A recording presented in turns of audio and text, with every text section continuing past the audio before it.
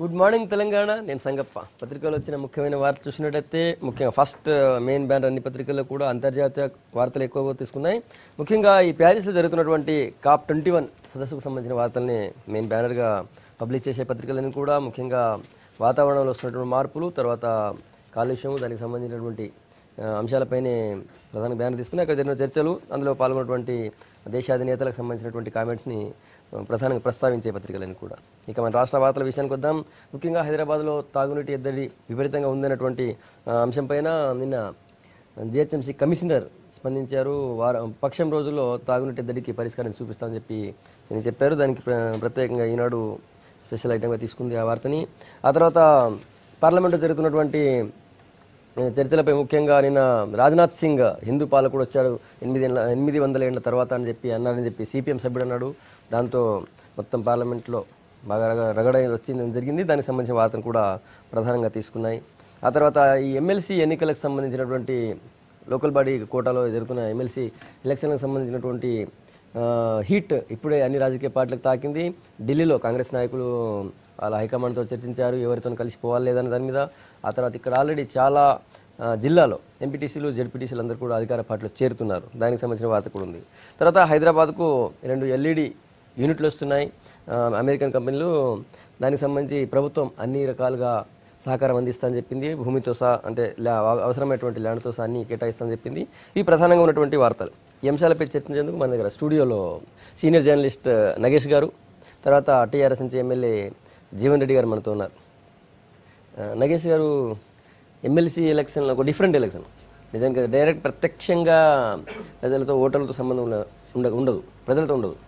కానీ ఒక్కసారి రాజకీయ పార్టీలను కూడా బాగా హీట్ మధ్య కొట్టుమిట్టాడుతున్నాయి. ఇప్పుడు ఎట్లా చూస్తారా?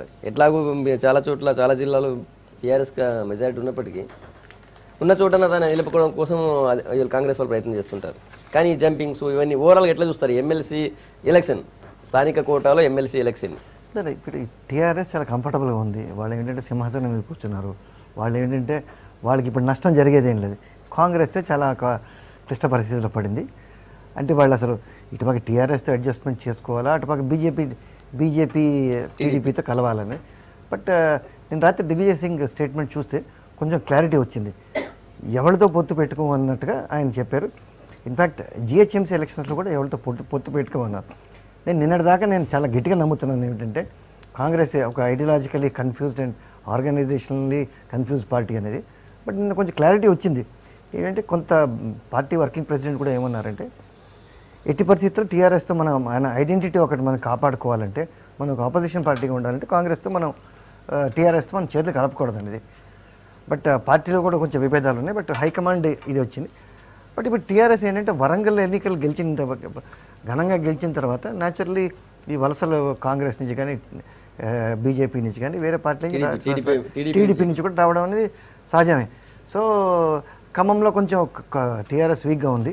సో న్యాచురల్ వీళ్ళు కూడా ఆపరేషన్ ఆకర్షణ అనేది ఉంటుంది. మనం హైదరాబాద్లోనే చూసాం, ఎమ్మెల్యేలు అందరూ అటుపక్క చేరిపోయారు. ఖమ్మంలో లెఫ్ట్ పార్టీలో ఎంపీటీసీలు, జెడ్పీటీసీలు ఉన్నారు, చేరిపోయారు. సో ఇదేమీ ఆశ్చర్యం కాదు. నేను ఇంకా TRS కూడా ఈ ఎన్నికల్లో నాకైతే నమ్మకం ఉంది ఏంటంటే పవర్ ఇప్పుడు ఇది నాకు కొత్త కాదండి. నేను అంటే 1981లోని వంజయ్య గారు ముఖ్యమంత్రి ఉన్నప్పుడు ఫస్ట్ టైం పంచాయతీ సమితికి ఎలక్షన్స్ పెట్టారు చాలా రోజులు. అప్పుడు ఏంటంటే త్రీ టైర్ సిస్టమ్ ఉండేది, జిల్లా పరిషత్, సమితి అండ్ సర్పంచ్. అయితే ఏంటంటే ప్రతి ఎమ్మెల్యేకి వ్యతిరేకత ఉండేది. ఇది కాంగ్రెస్ ఎమ్మెల్యేకి పంచాయతీ సమితి. ఈ పంచాయతీ సమితిలోనూ ఎమ్మెల్యే కాన్స్టిట్యున్సీలో కోటర్మినర్స్ ఉండేది. 294 అసెంబ్లీ కాన్స్టిట్యున్సీ అంటే 324 సమితిలు ఉండేవి. సో ప్రతి సమితి ప్రెసిడెంటు క్యాండిడేటును ఎమ్మెల్యేకి వ్యతిరేకం. సో మొత్తం అంత కాంగ్రెస్ క్యాండిడేట్లు అందరూ ఓడిపోయారు. అంజయ్య గారు ఫేమస్ స్టేట్మెంట్ ఇచ్చారు, ఏమిటి గెలిచిన వాడందరూ మావాడే అనేది. సో ఇప్పుడు అలాంటి పరిస్థితి లేకపోయినా గెలిచేవాడు ఇప్పుడు ఎవరే, అందరూ TRS వాళ్ళే. అంటే ఇప్పుడు చాలా పార్టీలు ఉన్నాయి, చాలా ఇదిగా ఉన్నాయి. న్యాచురల్లీ రూలింగ్ పార్టీకి ఒక అడ్వాంటేజ్ ఉంటుంది, అది దాంట్లో ఎలాంటి అనుమానం. కానీ జీవన్ రెడ్డి గారు ఈ ఎమ్మెల్సీ ఎలక్షన్లో ఓటేసి ఎట్లా ఎంపీటీసీలు, జెడ్పీటీసీలు, తర్వాత ఎమ్మెల్యేలు, ఎమ్మెల్సీలకి ఓటున్నారు, అది వేరే విషయం. కానీ వీళ్ళందరినీ ఎంపీటీసీలు, జెడ్పీటీసీలు ప్రలోభ పెడుతున్నారు, వినకపోతే భయపెడుతున్నారని చెప్పి ప్రతిపక్షాలు ఆరోపిస్తున్నాయి మీ మీద. అంటే సంగప్ప గారు ఏ పార్టీలో ఉన్నారండి? ఎంపీటీసీలు, సర్పంచులు ఇతర పార్టీలో ఎక్కడ ఉన్నారని, ఇతర ఆపరేషన్ ఫర్ ద డెవలప్మెంట్ గడిచిన 18 నెలల నుంచి మేం చేస్తున్న పథకాలను చూసి గ్రామంలోని గ్రామ సర్పంచులు, ఎంపీటీసీలు, ఎంపీపీలు, జడ్పీటీసీలు మొత్తం మిగిలిన పార్టీ నుంచి అంత మా ఆర్మూర్ నియోజకవర్గం తీసుకుందామండి, 100% జడ్పీటీసీలు మా వాళ్ళే.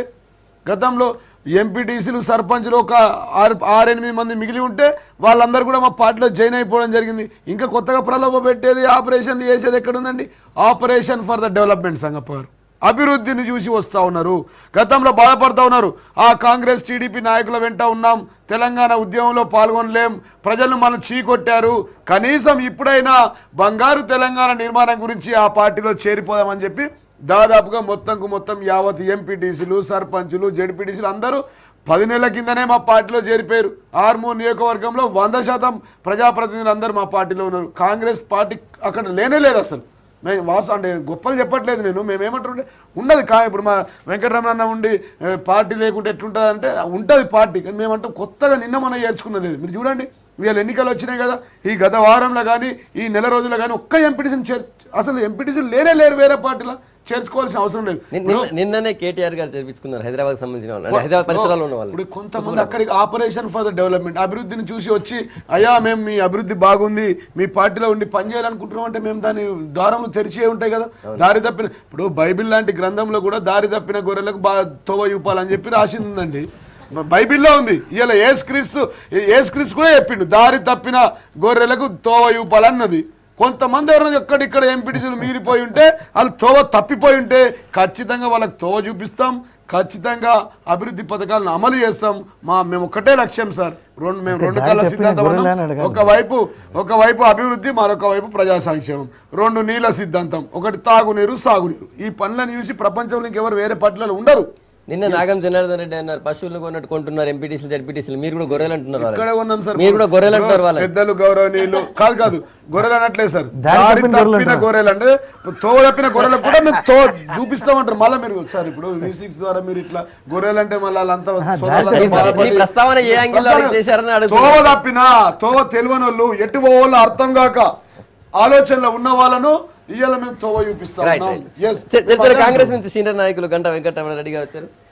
గంటా గారు, ఈ ఎమ్మెల్సీ ఎలక్షన్లో ఇట్లా చాలా చోట్ల వాళ్ళకి మెజార్టీ ఉన్నమాట వాస్తవం, కానీ మిగతా కాంగ్రెస్కు ఉన్న చోట కూడా మాకు మా ఎమ్మెల్సీలందరినీ, మా ఎంపీటీసీ జడ్పీసీని లాక్కుంటున్నారని చెప్పి మీ వాళ్ళు అంటున్నారు. వాళ్ళు ఏమంటున్నారు, వాళ్ళు వస్తుంటే మేము ఎందుకు దారి మూసేయాలని వీళ్ళు అంటున్నారు. నిజంగా చెప్పాలంటే ఏ టికెట్ మీద, ఏ సింబల్ మీద గెలిచినటువంటి వాళ్ళు ఆ సింబల్కే ఓటేయాలి, లేకపోతే ఆ పార్టీలో ఉండాలంటే నాకు తెలిసి వాళ్ళకి 1-2 సీట్లు కరీంనగర్ ఒకటి, తర్వాత మన మిగతా ఎక్కడైనా రావచ్చు, కానీ ఆదిలాబాద్ రావచ్చు, కానీ మిగిలిన దగ్గర ఎక్కడ కూడా రాదు. ఎందుకంటే ఆ రోజు ప్రజలు క్లియర్ మ్యాండేటు వేరే పార్టీలకు సంఖ్యాపరంగా చూస్తే వచ్చింది. కానీ ఈరోజు మా సోదరుడు చెప్తా ఉన్నాడు, అంతా కూడా దారి తప్పిన గొర్రెలు బాట అంతా కూడా టీఆర్ఎస్ వైపు పోతున్నాయని. అది కాదు,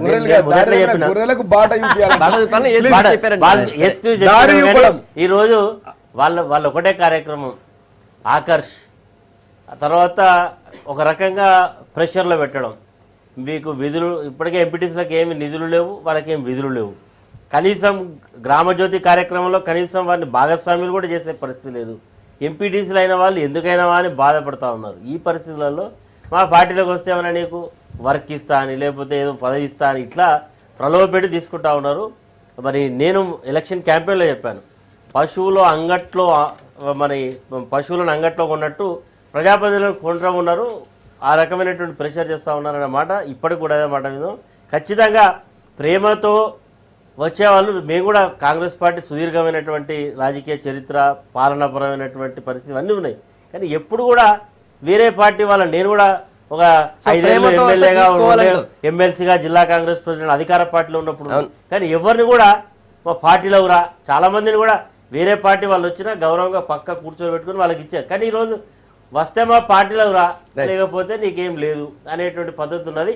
ఇదే వీళ్ళకు రేపు భవిష్యత్తులో పెద్ద సమస్య అవుతుంది. నేను అంటా ఉన్నా, ఇదే వీళ్ళు ఏదైతే ప్రలోభ పెట్టి తీసుకుంటా ఉన్నారో వారిని సాటిస్ఫై ఆ పాయింట్ తర్వాత చర్చిద్దాం. మొత్తానికైతే సరే, వాళ్ళు ప్రలోభ పెడుతున్నారు. జిల్లా కాంగ్రెస్ అధ్యక్షుడిగా ఉన్నప్పుడు మీ దగ్గర జరిపి ఎలక్షన్ జరిగినాయి, అప్పుడు కూడా మీరు క్యాంపులో పెట్టారు, అప్పుడు వేరే వాళ్ళ మీరు పిలిచి లేదు, మా పార్టీలో మాకు స్ట్రెంత్ ఉంది కాబట్టి గెలిచినాం. ఒక్క మా strength, full strength. Congress phone line లోకి కాంగ్రెస్ వన్ మినిట్ బచావ్ తెలంగాణ విషయాన అధ్యక్షుడు నాగం జనార్దన్ రెడ్డి గారు ఫోన్ లైన్ లోకి వచ్చారు. నిన్న ఈ అంశంపైన ఆయన కూడా స్పందించారు. చెప్పండి నాగం గారు, గుడ్ మార్నింగ్. ఏంది ఎమ్మెల్సీ ఎలక్షన్ లో నిజంగానే ఎంపీటీసీలు జడ్పీటీసీలని పశువులా కొంటున్నారని నిన్న మీరు కామెంట్ చేశారు. గుడ్ మార్నింగ్ సంగప్ప గారు, అక్కడ ఉండే మిత్రులందరికీ నమస్తే అన్న. నమస్తే. ఇప్పుడు ఒక్కటి, ఇలా ప్రజాస్వామ్యంలో రాజ్యాంగాన్ని గౌరవించాల్సిన బాధ్యత ముఖ్యంగా రూలింగ్ పార్టీకి ఎక్కువగా ఉంటుంది. అక్కడ మా తమ్ముడు జీవన్ ఉన్నాడు. అన్న ఇప్పుడు ఎంతమంది, ఇప్పుడు ఎందుకయ్యా మీరు ఇప్పుడు మీకు ప్రజల అధికారం ఇచ్చిండ్రు, మీరు ఒక ఇప్పుడు దానికి కాదు కదా. ఇప్పుడు మీరు మొత్తం ఇప్పుడు ఒక ముఖ్యమంత్రి సభ పెట్టి మన ఖమ్మంలోందరినీ తీసుకొని వచ్చి కండువాలు కప్పి వాళ్ళ పార్టీలకు రాజీనామాలు చేయకుండా, ఏ టికెట్ మీద గెలిచిండ్రో, ఏ పార్టీ సింబల్ మీద గెలిచిండ్రో వాళ్ళని రాజీనామాలు చేసుకోకుండా పార్టీలోకి ఆహ్వానించడము ఇదేమన్నా శుభ పరిణామమా, లేకపోతే ఇది గర్వించదగ్గదా, లేకపోతే ఇది అంటే రాజ్యాంగం ఒప్పుకుంటుందా? ఇది మీరు కడకు మీ మంత్రులు ఇంతవరకు వేరే పార్టీలకు వెళ్ళి గెలిచిన వాళ్ళు కూడా ఇంకా మంత్రులుగా కొనసాగుతుంటే, వేరే పార్టీలకు వెళ్ళి గెలిచిన ఎమ్మెల్యేలు ఎమ్మెల్సీలు అంటే మీ పార్టీలో కొనసాగుతుంటే, మీ ప్రభుత్వంలో కొనసాగుతుంటే, ఇది ప్రజాస్వామ్యానికి ఎప్పటికైనా మంచిది కాదు ఇది. ఎందుకంటే రాజకీయాల విలువలకు ప్రాధాన్యత లేనప్పుడు ఈ రాజకీయాల్లో అంటే ప్రజలకు అసహ్యమేసేటువంటి నాగం గారు, గ్రామాల్లో జరుగుతున్న అభివృద్ధి చూసి గ్రామీణ స్థాయిలో ఉండే ప్రజాప్రతినిధులు ఎంపీటీసీలు జడ్పీటీసీలు మా వైపు వస్తున్నారు అని వాళ్ళు అంటున్నారు. ఉన్న 12 ఎమ్మెల్సీ స్థానాల్లో మేము గెలుస్తాము, ఇదే ఎగ్జాంపుల్, ఇదే వస్తున్న వాళ్ళందరినీ చూస్తుంటే మీకు అర్థమవుతుందని అధికార పార్టీ అంటుంది, గ్రామాల్లో జరుగుతున్న అభివృద్ధిని చూసి. ఒక్కటండి, ఇంతవరకు వాళ్ళు ఏ గ్రామంలో కేవలము ఒక్క సర్పంచ్ కు, ఒక గ్రామ పంచాయతీకి నిధులు ఏమన్నా వచ్చినాయేమో జీవన్ గారిని చెప్పండి.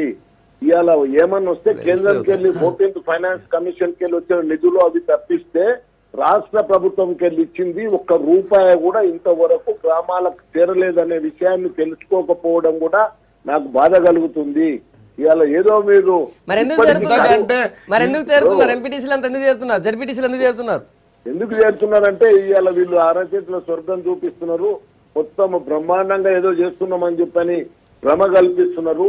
ఈ రోజు నేను ఒక్కటి చెప్తున్నాను, గ్రామంలో ఏ గ్రామంలో అన్నా మొత్తం మీద మొన్న ఇనాగ్రేషన్ చేసింది హైదరాబాద్ లో చేసింది 2 bedroom హౌసెస్, కానీ ఏ గ్రామంలో అన్నా ఒక్క ఇప్పుడు వీళ్ళు అక్కడ పోయి ఆదరాబాదరాగా ఎలక్షన్స్ వస్తున్నాయి అంటే అని చెప్పని భూమి పూజ చేసేసిండ్రు. అసలు ఆ భూమి పూజ ఎక్కడ చేసిండ్రు?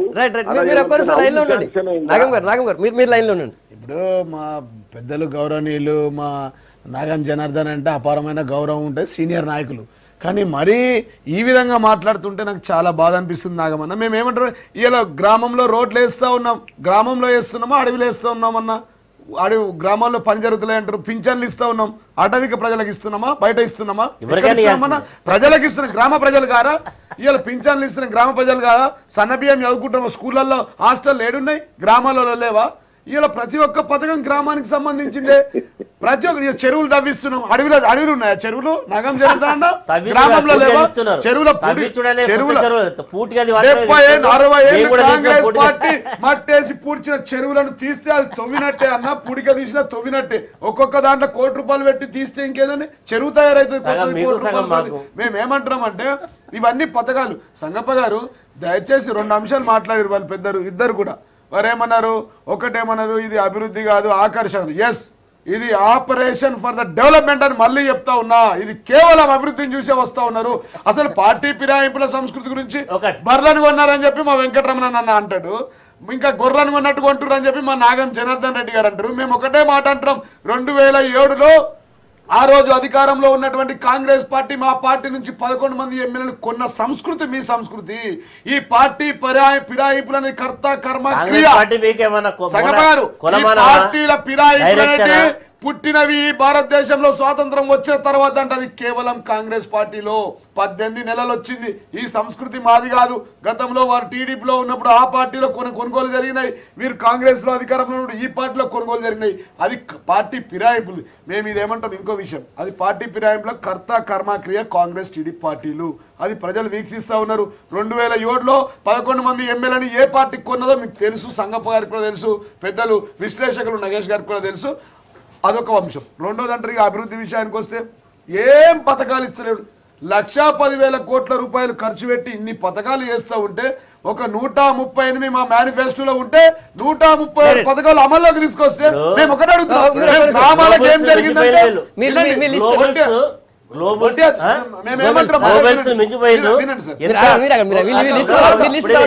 ఒక్కటే మా సోదరుడు చాలా మాటకారి, మళ్ళా ఎంత వీక్ కేసునైనా స్ట్రాంగ్ ఆర్గ్యుమెంట్ చేసేటువంటి సామర్థ్యం ఉన్నటువంటి అరే స్వతహాగా కానీ ఎంత ధైర్యంగా చెప్తా ఉన్నారంటే అంటే పార్టీ ఫిరాయింపుల చట్టం మీరు ఆన్ రికార్డు చూసుకోండి. వాళ్ళు చెప్తా ఉన్నారు టీఆర్ఎస్ ఎమ్మెల్యేలు ఎప్పుడైతే పార్టీకి రాజీనామా చేసినాక కండువాలు కప్పి పార్టీలకు ఆహ్వానించడం, కానీ మీ పార్టీ లాగా గెలిచినటువంటి ఎమ్మెల్యేలు వేరే పార్టీ గెలిచిన వాళ్ళు మంత్రి ఇస్తారు, వేరే పార్టీ గెలిచిన వాళ్ళు ఒక సాక్షాత్తు ముఖ్యమంత్రి గారే కండువాలు వేసి ఆహ్వానిస్తారు, కాన్స్టిట్యూషన్ రక్షించాల్సినటువంటి పెద్ద మనిషి. అదేవిధంగా ఎంపీటీసీలకు ఇస్తారు. ఎంపీటీసీలకు మీరు ఇచ్చినటువంటి నిధులేంది? ఈరోజు కేంద్ర ప్రభుత్వం నుంచి వచ్చేటువంటి నీతి ఆయోగ తర్వాత ఈరోజు అన్ని ఫండ్స్ అన్నీ ఆగిపోయినాయి. ఎంపీపీలు నామమాత్రంగా ఉన్నారు, జెడ్పీటీసీలు నామమాత్రమే, ఎంపీటీసీలకు ఏం విధులు లేవు. ఈ పరిస్థితుల్లో ఏం చూసి మిమ్మల్ని ఆకర్షించబడతా ఉన్నారు? ఒకటే కార్యక్రమం ఆకర్ష్. ఈరోజు మీరు ఏ ఆకర్ష్ పేరు చెప్తా ఉన్నారో, ఏ రకంగా ప్రెషర్లు పెట్టి తీసుకుంటా ఉన్నారో, ఆ ప్రెషర్ ఏం డెవలప్మెంట్ అంటే రమణారెడ్డి గారు కూడా మీరు కూడా అట్లనే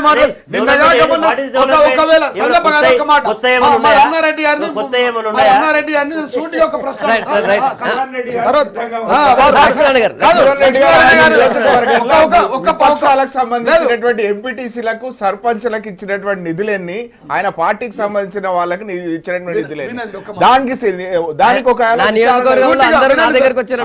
ఇప్పుడు వాళ్ళిద్దరు ఇవాళ మీ నియోజకవర్గంలో ఉన్నటువంటి విపక్ష పార్టీల గ్రామాలకు ఇచ్చినటువంటి నిధులేని మీ విపక్షాలు ఎక్కడున్నాయి? మా నియోజకవర్గంలో ఏ ఊర్లు ఉంది చెప్పాను? 70 ఊర్లలో. నువ్వు నిజామాబాద్ జిల్లానే కదా. మామిడిపల్లి ఉంది. ఎక్కడ ఒక్కటే గ్రామం, ఆ గ్రామంలో కూడా మేము చేసినాం. ఆయన కూడా మాతోనే ఉన్నాడు. గ్రామం గ్రామ సర్పంచ్ మాతోనే ఉన్నాడు. మీరు ఇదే విధంగా ఏది బ్లాక్ మెయిల్ చేసి 100లో ఒకటి ఉన్నదంటే 100 గ్రామాలలో ఒకటి ఉన్నదంటే మరి 100లో ఒకటి ఉంటే నువ్వు అంత గొప్పగా 99 ఉన్నా మేము ఎట్లా చెప్పాలా సార్? సంగప్ప గారు మేమేమంటారు? ఏం చెప్పుడు కాదు, మీరు ఏం చేస్తున్నారు? ఒక మాట సూటిగా నేను అడిగిన తర్వాత నెక్స్ట్ లక్ష్మీనారాయణ గారికి అర్ధగంట సమయం ఇవ్వండి సార్. నిన్నగాక మొన్న వరంగల్ జిల్లాలో ఎన్నికలు జరిగితే మేము చేసే పనులు మంచిగా లేకపోతే, మేము చేసే పనులు నచ్చకపోతే, అభివృద్ధి చేయకపోతే మీ రెండు పార్టీలకు చెప్పండి. సోషల్ ఆడిట్ కు సిద్ధంగా ఉన్నారా? డబ్బులు మీరు సోషల్ ఆడిట్ సిద్ధంగా ఉన్నారా? ద్వారా మీరు సోషల్ ఆడిట్ సిద్ధంగా ఉన్నారా? తీర్పు ఇచ్చారు, డబ్బులు వంచినా లేదా? మీరు సోషల్ ఆడిట్ సిద్ధంగా ఉన్నారా? సిద్ధంగా ఉన్నారా? నేను ఒక మాట భయపెట్టిరండి ఓ రకంగా సైకలాజికల్ గా వాళ్ళ మీద ఓటర్లను ఎప్పుడు కూడా కానీ ఓటర్స్ ఒక రకమైన పెన్షన్ రాదని, అభివృద్ధి కాదని, రోడ్ వేయమని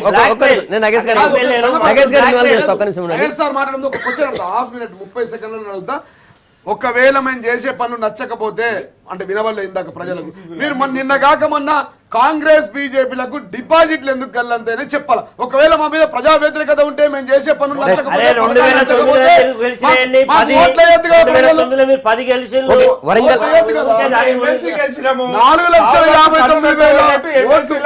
అభ్యర్థులు దిక్కులేక హైదరాబాద్ నుంచి అమెరికా నుంచి పోటీ చేసుకున్నారు. ప్రజాస్వామ్యంలో గెలుపోవటంలో సమానం సార్. మేము గెలిచినామని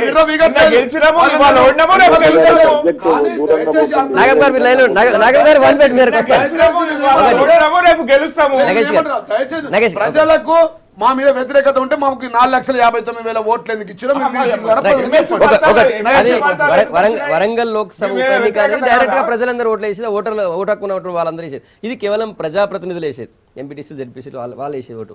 సో వాళ్ళందరూ కూడా ఓటర్లు అన్న విషయం వదిలేయండి, వాళ్ళందరూ కూడా మా పార్టీలో అభివృద్ధి చూసి వస్తున్నారని చెప్పి జీవన్ రెడ్డి అంటారు. మిగతా వాళ్ళు అంటారు మీరు పొలాల్లో పెట్టి లాక్కుంటారు అంటారు. జీవన్ రెడ్డి గారు క్షమించండి, మీరు ఆ పదం వాడడం అనేది కొంచెం అభ్యంతరకరంగా ఉంది. రాజ్యాంగం 73rd అమెండ్మెంట్ ఉంది, వీళ్ళంతా duly elected members of the Panchayati Raj system. వాళ్ళందరినీ దారి తప్పిన గొర్రెలు వాళ్ళని తీసుకుంటున్నారే. దారి తప్పని ఏమన్నారు మీరన్నారు ఆపరేషన్ ఆకర్షణ అంటే దాని తర్వాత నాయకులు ఎవరైనా వేరే పార్టీలో ఉంటే దారి తప్పినటువంటి జీవన్ ఉన్నట్టున్నాడు. ఈ spirit of panchayati raj, spirit of legislative council అంటే పెద్దల సభ. అక్కడ ఏంటంటే నేను అందరినీ గొర్రెల్ని వాళ్ళని కొనుక్కుని వాళ్ళని ఓట్ చేసి ఇక్కడ ఎమ్మెల్సీస్ వస్తే ఎట్లాగా మీరు ఇప్పుడు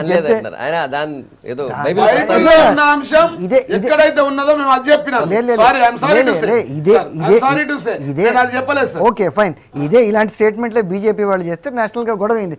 నేనేమంటానంటే మీరు ఇక్కడ upper house legislative council spirit కూడా తీసుకోండి. అక్కడ ఏంటి పెద్దలు వాళ్ళు ఎమ్మెల్యేలా కాకుండా వాళ్ళు ఏంటంటే ఒక హైయర్ లెవెల్లో చేయాలి. వాళ్ళందరినీ మీరు అందరూ మా పాలసీ మా పథకాన్ని చూసి వచ్చేసారంటే అది కొంచెం. ఇప్పుడు మీకు లెజిస్లేటివ్ కౌన్సిల్ ఉంది, మీకు 0 అక్కడ సంఖ్య. ఎప్పుడైతే లెజిస్లేటివ్ కౌన్సిల్ ఎప్పుడైతే అయింది, ఇప్పుడు మీకు అక్కడ మెజారిటీ ఉంది అంటే అందరూ మీకు అంత ఆకర్షించే మీ పథకాలు వచ్చేస్తున్నారా? మీరు ఇంకా 18 నెలలు కూడా కాలేదు, ఇంకా మీరు పవర్లోకి వచ్చి 18 నెలలు అయిందేమో, మరి ఇంకా 3.5 ఏళ్ళు ఉంది. మీరు ఇంకా అసలు అంటే మీరు చాలా పెద్ద పథకాలు చేస్తారు అనుకుంటున్నాను. బట్ ఇప్పుడు 18 నెలల్లోనే మీరు ఇంత నాగం గారు ఎంపీటీసీలు జెడ్పీటీసీలు అందరు కూడా మా అభివృద్ధిని చూసే వస్తున్నారు అంటున్నారు, దాన్ని డైరెక్ట్ గా చెప్పండి.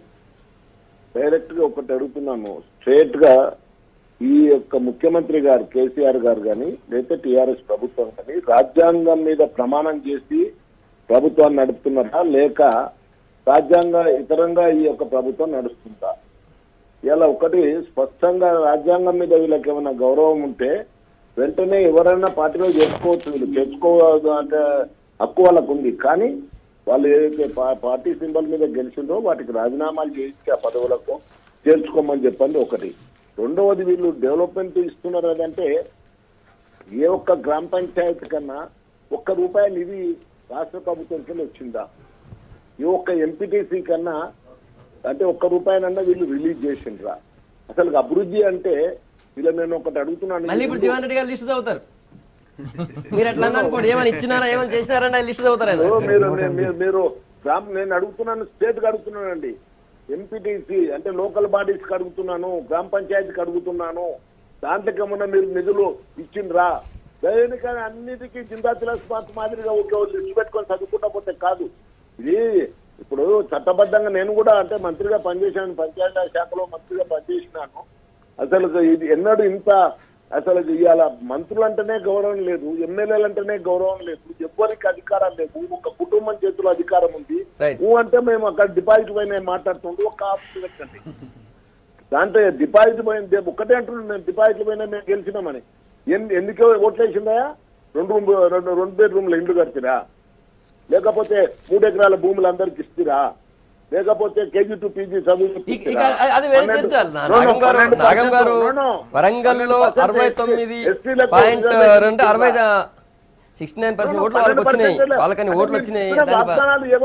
సరే దాన్ని ఏం చూసి ఓటేసారని వరంగల్ విషయం వేరే. రైట్, మొత్తానికైతే మీరు రాజ్యాంగం మీద ప్రమాణం చేసిన వాళ్ళు తీసుకోవచ్చా అంటారు. సరే, పార్టీ ఫిరాయింపులకు సంబంధించి మిమ్మల్ని పదే ప్రశ్నిస్తుంది టీఆర్ఎస్, ఎమ్మెల్యేలు అప్పుడు కానీ ఇప్పుడు కానీ మీరు చేసినారు కదా అంటున్నారు. ఇప్పుడు మమ్మల్ని వాళ్ళు ఫాలో అవుతుందా? మేమే వాళ్ళకి మార్గదర్శకమా? ఊరికే వాళ్ళు 11 మంది ఎమ్మెల్యేలు పార్టీ ఫిరాయింపులు వచ్చేటట్టు స్పీకర్ దగ్గర ఉన్న తర్వాత వాళ్ళ స్పీకర్ కొంత మన జగ్గారెడ్డి ఒక్కందేమో డిస్క్వాలిఫై చేసిండు, మిగతా అందరు రాజీనామాలు యాక్సెప్ట్ చేసిన తర్వాత కాంగ్రెస్ పార్టీలోకి వచ్చిండు. ముఖ్యమంత్రి కండువాలు కప్పి కాంగ్రెస్ పార్టీలోకి ఆహ్వానించినమా? కాంగ్రెస్ పార్టీ మీటింగ్లో అధికారికంగా ఎప్పుడన్నా వచ్చిండ్రా? వేరే పార్టీలో గెలిచినటువంటి ఎమ్మెల్యేలు మంత్రి పదవులు ఇచ్చినామా? మమ్మల్ని మీరు మార్గదర్శకంగా ఉంటారు. మేము అట్లాంటి ఏమైనా చేస్తే మీరు చేస్తే అంటే మేమే మీకు మార్గదర్శకం అంటే రండి, మా వెనకాలనే రండి, ప్రజలు కూడా చూస్తా ఉన్నారు. పార్టీ ఫిరాయింపుల సంస్కృతి తెచ్చింది కాంగ్రెస్ పార్టీ. పార్టీ ఫిరాయింపులు ఉంటాయి, ఇట్లా ఇంకో పార్టీ నుంచి ఇంకో పార్టీలకు చేరొచ్చు, గెలిచిన తర్వాత కూడా మారచ్చు, డబ్బులు పెట్టి అమ్మచ్చు, కొనొచ్చు అనే విషయం చెప్పింది సంస్కృతి సమాజానికి కాంగ్రెస్ పార్టీ కాదా అని మా వెంకటరామరెడ్డి గారు అడుగుతా ఉన్నా.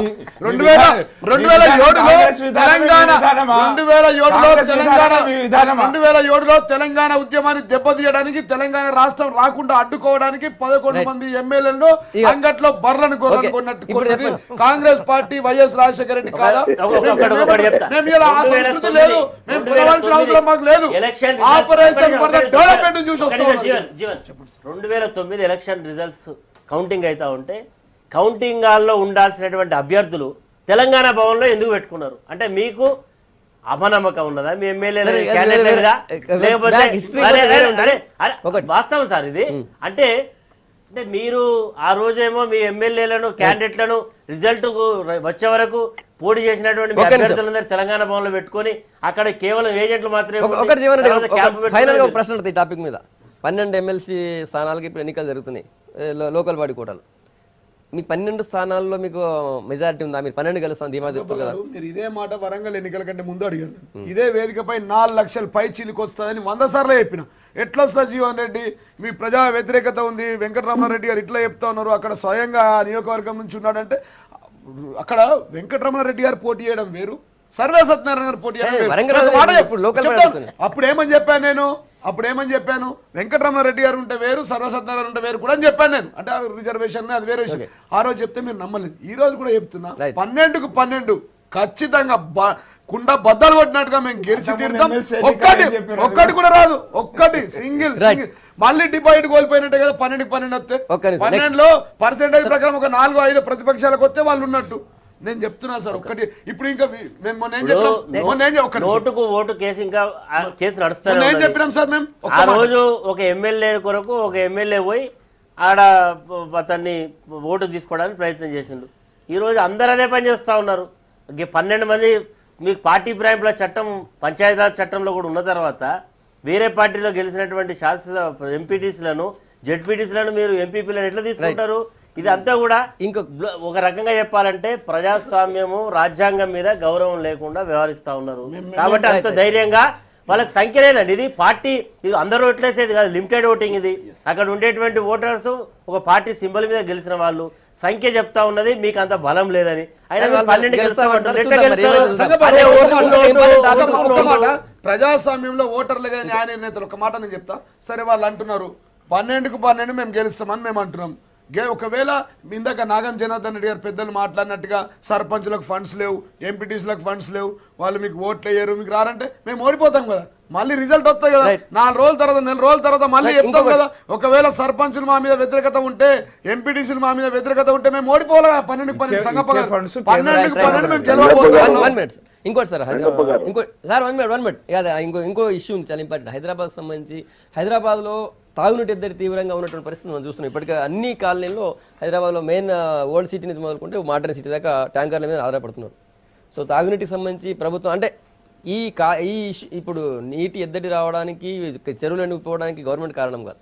గవర్నమెంట్ వల్ల చెరువులు ఎండిపోలే, కానీ ఇన్ని చెరువులు ఎండిపోయినప్పుడు తాగునీరు ఎక్కడి నుంచో తెచ్చి ప్రత్యామ్నాయ మార్గాలు చూపించాల్సిన గవర్నమెంట్ కదా. సో దాని మీద కొన్ని రోజుల నుంచి ఆల్రెడీ అన్ని పత్రికల్లో మీడియాలో కూడా చాలా సీరియస్గా వార్తలు వస్తున్నాయి. ఈరోజు నమస్తే తెలంగాణ కౌంటర్ ఒకటి రాసింది మీడియాల మీద. మీరు ఇంతకుముందు లేదా దాహార్తి ఇప్పుడు ఫస్ట్ టైం రాస్తున్నట్టు ఎట్లా చూస్తారు దీన్ని ఓవరాల్గా? ఇది ఒక పేపర్కి ఇంకో పేపర్కి మధ్యలో ఒక కాంపిటీషన్ కాదు అసలు. అంటే ప్రకృతి వైపరీత్యం జరిగింది. అది 2-3 విషయాలు ఉన్నాయండి ఇక్కడ. ఫస్ట్ థింగ్ ఏంటంటే మన చిన్న ప్రాజెక్ట్స్ ఫస్ట్ థింగ్ మన మైండ్ సెట్ చూడాలి. ఉస్మాన్ సాగర్, హిమాయత్ సాగర్లో పైన అంతా అన్ని జియోలు అన్ని చట్టాలకి వ్యతిరేకంగా పైన కట్టోడ్లు కట్టించారు. ఆ 2 దీంట్లోని నీళ్లు రావటం లేదు. అవి స్మాలర్ సోర్సెస్. ఇప్పుడు ప్రభుత్వాన్ని కూడా ఏంటంటే ఈ లాస్ట్ 30-40 ఇయర్స్ నుంచి చూస్తే ప్రభుత్వం చేసింది Singur first phase, Manjira first phase, second phase, Krishna first phase బ్రహ్మాండమైన ప్రాజెక్టులు కట్టింది. కాంగ్రెస్ పార్టీకి అది ఆ క్రెడిట్ ఇవ్వాలి. ఇక కృష్ణా వాటర్ ప్రాజెక్ట్ 1000 కోట్ల రూపాయలు అప్పుడు విజయభాస్కర్ రెడ్డి గారు ఉన్నప్పుడు కట్టినది మంచి ప్రాజెక్ట్. ఇప్పుడు టీఆర్ఎస్ ప్రభుత్వం ఏంటంటే కాంగ్రెస్ పార్టీ స్టార్ట్ చేసింది గోదావరి ప్రాజెక్ట్, నీళ్లు ఇక్కడ దాకా వచ్చాయి. దీనికి ఇప్పుడు దీన్ని రాజకీయ కోణంలో అసలు చూడడానికి ఇది లేదు. ఇంకేంటంటే టీఆర్ఎస్ ప్రభుత్వం కూడా కొత్త గోదావరి ప్రాజెక్ట్ని ఇంకా స్ట్రీమ్ లైన్ చేస్తున్నది. దీనికి ఏంటంటే వీళ్ళు ఆంధ్ర వాళ్ళు నీళ్లు పట్టకపోతున్నారు, లేకపోతే వీళ్ళు చేయడం. మన దేశంలో ఒకటి కన్సెన్సస్ ఉంది, as far as drinking water is concern politics లేవు. ఇది ఎందుకు చెప్తానంటే మనకి తెలుగు గంగా ప్రాజెక్ట్ మెయిన్గా ఏంటంటే మెడ్రాస్కి వాటర్ ఇవ్వడానికి బచావ ట్రిబ్యునల్ అవార్డు ఇచ్చినప్పుడే మన ఆంధ్ర, కర్ణాటక, మహారాష్ట్ర 5 TMC మనం ఇచ్చాం. అది స్మూత్గా జరుగుతుంది, చాలా ఇదిగా సాఫీగా జరుగుతున్నాయి. దీనికి రాజకీయ పులవడం అనేది ఇది తప్పు. చాలా మటుకు ఈ ప్రాబ్లం డ్రౌట్ వల్ల వస్తున్నది. ఈసారి రైన్ఫాల్ చాలా షార్టేజ్ ఉంది, దానివల్ల వస్తుంది. కానీ దీని రాజకీయ కోణంతో చూసే అవసరం లేదని నేనైతే ఫీల్ అవుతున్నాను. నాగం గారు ఏమంటారు ఇష్యూ మీద? సార్ ఇప్పుడు నిజానికి చెప్పాలంటే పాపులేషన్ ఏమో బాగా పెరిగిపోయింది. నేను ఇక్కడ హైదరాబాద్ లో 1964 నుండి ఇక్కడ ఉన్నాను. ఆ రోజున్న పాపులేషన్ కి ఇప్పటికే 4-5 రేట్లు 6-7 రెట్లు పెరిగింది. ఇప్పుడు మనకేమో వర్షాభావం అయితేనేమో ఈ సంవత్సరం చాలా తీవ్రంగా ఉంది. ఇది కాదండి, కృష్ణా నదికే ఎన్నడు అంటే 1918లో 1007 TMCలు మహారాష్ట్ర అనుకోండి, కర్ణాటక కానీ మనకు కానీ అన్ని అంటే రాష్ట్రాలకు కలిసి కృష్ణానదిలో అంటే 1007 TMCలు లీస్ట్ అనుకుంటే ఇవాళ అంతకు తగ్గించి ఈ రోజు కృష్ణానదిలో నీళ్లు వచ్చినాయి. ఇలా తీవ్రంగా గోదావరిలో మీకు 7 TMCలు ఈ రోజు మనం పోచంపాడులో నీళ్లు ఉన్నాయండి SRSPలో.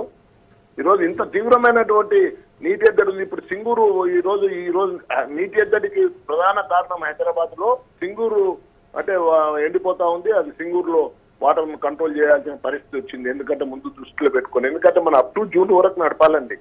ఇప్పుడు వీళ్ళు ఈరోజు ఆ పేపర్ ఏదో రాసింది అంటున్నారు, కానీ 2004 ఎన్నికల బిఫోరే హైదరాబాద్ కు మొట్టమొదటి ఫేజ్ నీళ్లు ఆ రోజు చంద్రబాబు నాయుడు ప్రభుత్వంలో వచ్చింది. అది వాస్తవం, దాంట్లో ఏం లేదు, నీళ్లు దుంకినాయి. ఈ రోజు మళ్ళీ 2 ఫేజులు అయిపోయినాయి. ఇప్పుడు కాంగ్రెస్ వాళ్ళ ప్రయత్నంలో వాళ్ళు చేసింది. ఇప్పుడు గోదావరి జిల్లాలో ఆ రోజు అంటే తీసుకొచ్చింది కూడా కాంగ్రెస్ పార్టీ. ఆ రోజు గోదావరి ఈ రోజు అన్నిటికేమో క్రెడిబిలిటీ మనం తీసుకుంటాము, కానీ వాటిని త్వరితగతిన పూర్తి చేపించే పరిస్థితి ఈ యొక్క ప్రభుత్వం 18 నెలల్లో చేయలేకపోయింది. అది కూడా ఒక కారణమే. ఇప్పుడు అందుకోసం నేను దీనికి తప్పుపట్టే పని అయితే నాకు లేదండి, కానీ ప్రభుత్వానికి ఎంత త్వరితగతిన ఈవెన్ 3rd ఫేజ్ కూడా మనం కంప్లీట్ చేసుకోవాలా. ఏది సాగర్కి వెళ్ళి వచ్చేది, మన నాగార్జున సాగర్కి వెళ్ళి వచ్చే నీళ్ళది మెట్రో వర్క్స్ ది. అదే విధంగా గోదావరి జలాలను కూడా తీసుకోవాలి. అదేదో 9 నియోజకవర్గాలకు ఎంతవరకు సుక్క నీళ్లు కాపినట్టు అడ్వర్టైజ్మెంట్లు చూస్తుంటే హైదరాబాద్ లో చాలా బాధేస్తుంది. ఇప్పుడే నల్లాలకి నీళ్లు దుక్కుతున్నా, ఇంతవరకు దుగ్గనే లేదన్నట్టు. ఈ 9 నియోజకవర్గాల కానీ కాదు, మనం నీళ్ళు అయితేనేమో హైదరాబాద్ లో మీరు ఖచ్చితంగా నీటి విషయంలో ప్రభుత్వం శ్రద్ధ తీసుకోవాలి. ట్యాంకర్స్ ప్రతి సంవత్సరం నడుస్తూనే ఉంటాయండి. Right sir. నాగం గారు 1 minute మీరు లక్ష్మణ్ గారు, హైదరాబాద్లో నీటి సమస్య పరిష్కారానికి మీరేం సూచన ఇస్తారు? లేదు, నాగం జనార్దన్ రెడ్డి గారు పార్టీ వైపు నుంచి కామెంట్ చేశారు. ఒకటి పెద్దలు పెరిగినటువంటి జనాభాకు అనుగుణంగా వాళ్ళ కృష్ణా నుంచి కానీ సింగూరు నుంచి కానీ ఇప్పుడు గోదావరి నుంచి రావాల్సినటువంటి నీళ్లు పూర్తి స్థాయిలో రావాల్సినటువంటి అవసరం ఉంది. దాన్ని త్వరితగతిన పూర్తి చేసి దానికి అందించాల్సినటువంటి అవసరం ఉంది. ఇక ఇప్పుడు జీవన్ రెడ్డి గారు మరి తెలంగాణ రాష్ట్ర సమితి ఏదైతే అంటే నమస్తే తెలంగాణ అనేటువంటి పేపరు సమస్యలను ప్రస్తావించకుండా ఎవరైనా ప్రస్తావిస్తే దానికి కౌంటర్ చేయడానికి కోసం అన్నట్టుగా ఇవాళ వార్తలు ఏదైతే ఉన్నదో దాహార్తి అనేటువంటిది ఉంది. సాగునీటి సమస్య ఏమన్నాయి కానీ తాగునీటికి సంబంధించినటువంటి పరిస్థితులు మాత్రం దారుణంగా ఉన్నటువంటి పరిస్థితి ఉంది. ఆ పరిస్థితులను ప్రస్ఫుటించే విధంగా వార్తలు సహజంగా రావడం అది వస్తే దాన్ని జీర్ణం చేసుకునేటువంటి పరిస్థితి లేకుండా వ్యవహరిస్తూ ఉన్నారు. ఏంది పరిష్కారం అనే దిశలో ఆలోచిస్తే బాగుంటుంది.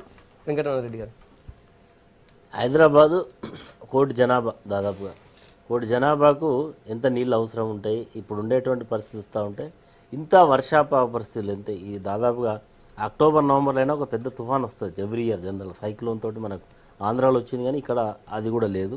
ఇప్పుడు భూగర్భ జలాలు పూర్తిగా తగ్గిపోయినాయి. కేవలం మనకు వచ్చేది ట్యాప్స్ మీదనే ఆధారపడేటువంటి పరిస్థితి.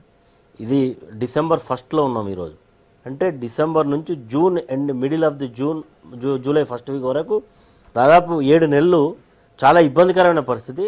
గవర్నమెంట్ ఆల్టర్నేట్ అరేంజ్మెంట్స్, ట్యాంకర్స్ కానీ లేకపోతే ఎక్కడైనా అవుట్స్కట్స్లో ఉండేటువంటి బోర్లలో ఏమైనా ఉంటే తీసుకోవడం కానీ, ప్రత్యామ్నాయ ఏర్పాట్లు చేయకపోతే మాత్రం హైదరాబాద్లో నీటి సమస్య చాలా తీవ్రమైనటువంటి నీటి సమస్య వస్తుంది.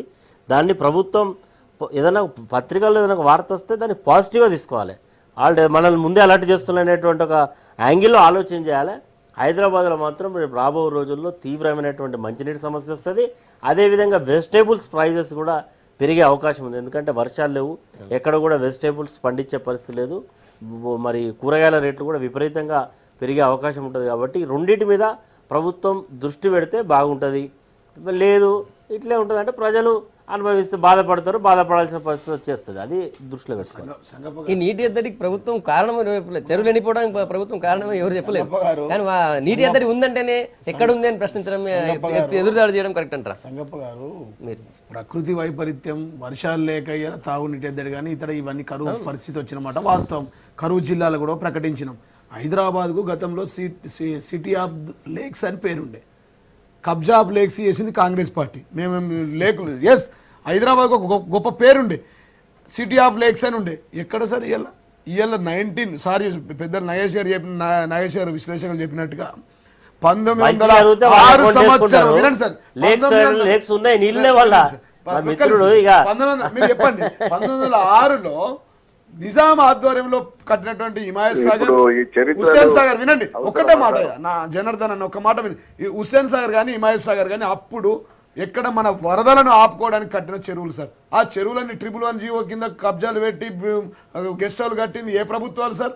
60 సంవత్సరాల్లో మేము ఉన్నామా సార్? 60 సంవత్సరాలు 40 సంవత్సరాలు వాళ్ళ చేతికి ఇచ్చినాం సార్.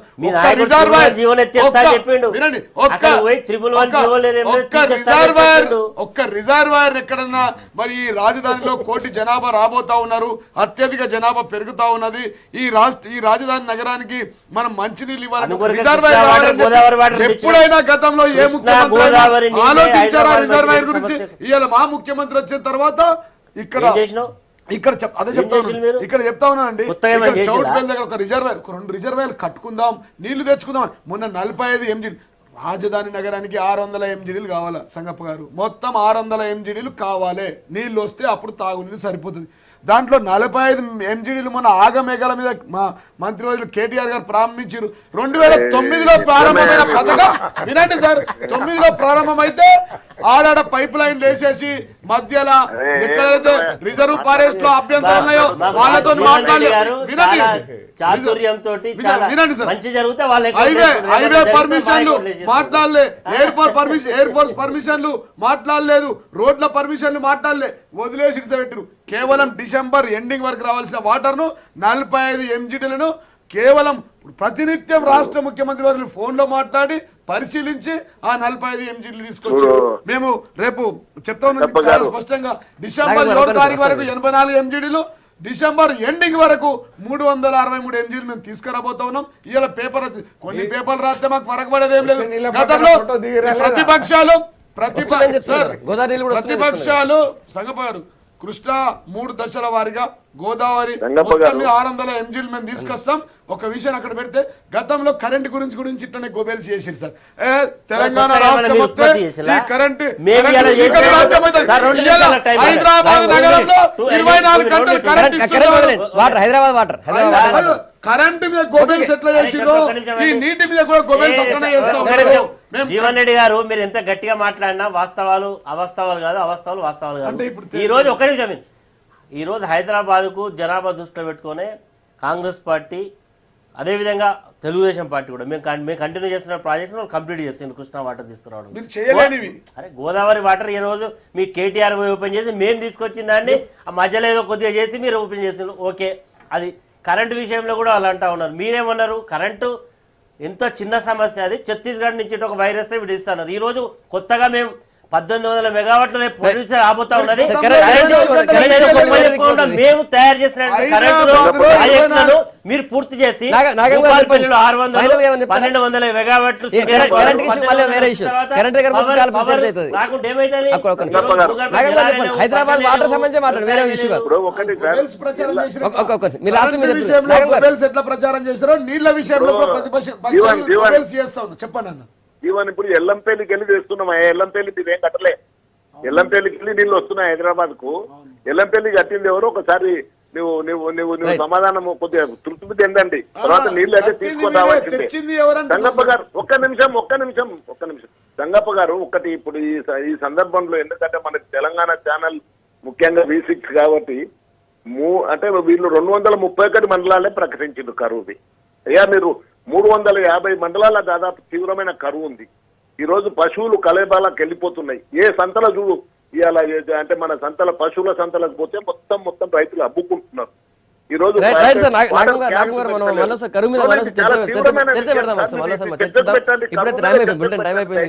సరే మొత్తానికి హైదరాబాద్ వాటర్ సంబంధించి గత వాళ్ళు ఏం చేసినా మేమే ఇప్పుడు తెస్తున్నాం చెప్పి జీవన్ రెడ్డి గారు చెప్తున్నారు. గతంలో కరెంట్ మీద గొబెల్స్ ఎట్లా ప్రచారం చేసిరో నీళ్ల మీద అట్లా ప్రచారం చేస్తారు. కానీ అసాధ్యాన్ని సుసాధ్యం చేయడమే కేసీఆర్ యొక్క ప్రత్యేకత. నీళ్ల మీద జీవన్ రెడ్డి గారు నీళ్ల మీద ఉన్నటువంటి సమస్య నీటి సమస్యను ప్రతిపక్షాలు కానీ మీడియా కానీ చెప్తున్నాయి. దానికి నీరు మొత్తం మీరే తాగేసి లేకపోతే ఎండబెట్టారని మీరు అనట్లేదు కదా అంటున్నారు సార్ ప్రతిపక్షాలు. కేసీఆర్ తాగునీరు ఇవ్వాల్సిన బాధ్యత నీది అంటున్నారు. హైదరాబాద్ కు తాగునీరు ఇవ్వాల్సిన బాధ్యత నీది అంటున్నారు. నీళ్లు లేకపోతే 60 ఏళ్లలో ఏం చేసిరు సార్? 60 ఏళ్లలో కాంగ్రెస్ జీవన్ రెడ్డి గారు, నగేష్ గారు, గంటారావు రెడ్డి గారు, లక్ష్మీనారాయణ గారు, నాగం జనార్దన్ రెడ్డి గారు గుడ్ మార్నింగ్ తెలంగాణ అప్లై చెప్పినందుకు. రేపు మార్నింగ్ మళ్ళీ ఇదే టైంకి వెళ్దాం. Stay tune.